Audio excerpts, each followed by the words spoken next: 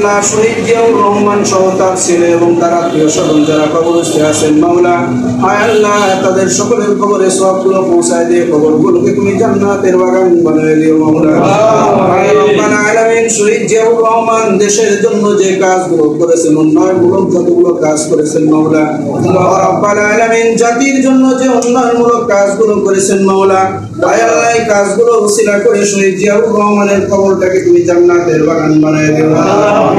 রব্বানা আলামিন জালিমের জুলমের নির্যাতনের শিকার হয়ে শহীদ জিয়াউর রহমান এর ছেলে বড় ছেলে এখন পর্যন্ত দেশের বাইরে অবস্থান করতেছে মাওলা, আল্লাহ সকল প্রক্রিয়ার সমাধান করে সুস্থভাবে তাকে দেশে আসার মতো তৌফিক দান করো মাওলা।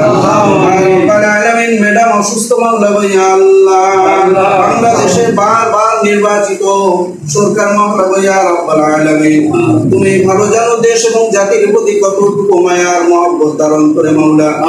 আয় রব্বাল আলামিন অনেকে এমন আছে মাওলা গো, নিজের জীবন বাঁচানোর জন্য দেশ ছেড়ে বিদেশে চলে গিয়েছেন মাওলা, কিন্তু আমাদের নেত্রী বেগম জিয়া মাওলা গো, তিনি নিজের জীবন দিতে প্রস্তুত ছিলেন কিন্তু দেশ ছাড়তে রাজি ছিলেন না। আয় রব্বাল আলামিন এই মমতাময় মানুষটাকে মাওলা গো নির্যাতনের শিকার করে আজ বহুদিন পর্যন্ত অসুস্থতা অবস্থায় আছেন মাওলা।